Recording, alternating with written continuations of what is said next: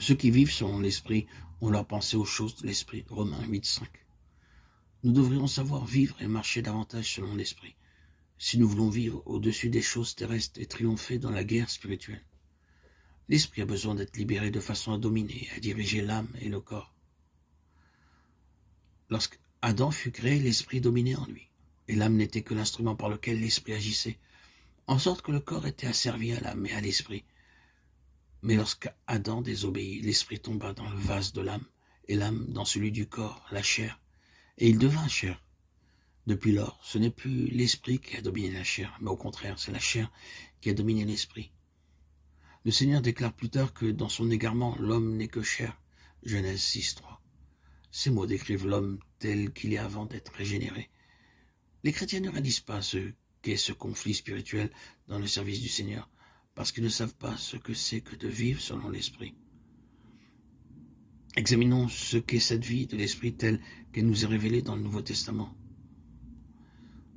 J'ai déjà fait allusion à la triple nature de l'homme. Paul écrit « Le Dieu de paix veuille nous sanctifier parfaitement, l'esprit, l'âme et le corps » 1 Thessaloniciens 5, 23. L'esprit, c'est le sanctuaire intérieur où Dieu demeure. L'âme, c'est la vie mentale, émotive, la personnalité. Le corps, c'est l'enveloppe externe, la coque. Le fourreau, comme le dit Daniel 7,15. Je fus troublé dans mon esprit, littéralement au-dedans de mon fourreau. Notre corps n'est pas le principal en nous. Notre âme est l'instrument qui pense. Mais notre esprit doit être la puissance active. Et c'est dans notre esprit que le Saint-Esprit va habiter. L'ordre employé par Paul en parlant de cette triple nature est par degré d'importance. Esprit, âme et corps. Dieu commence son œuvre dans l'homme en régénérant l'esprit de l'homme. Nous possédons par nature un esprit humain dont Dieu dit « Je mettrai en vous un esprit nouveau ». Et puis il ajoute « Je mettrai mon esprit au-dedans de vous ». Ézéchiel 36, 26. Paul parle continuellement de son propre esprit, à part de l'esprit de Dieu. Nous sommes nés de l'esprit lorsque Dieu régénère l'esprit humain et lui donne un esprit nouveau. Ce qui est né de l'esprit est esprit, Jean 3, 6.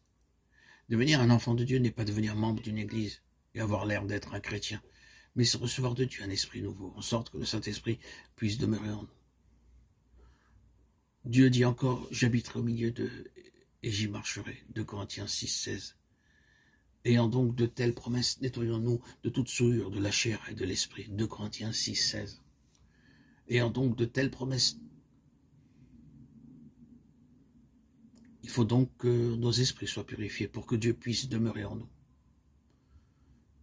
Dieu nous purifie de tout péché par le précieux sang de Jésus-Christ.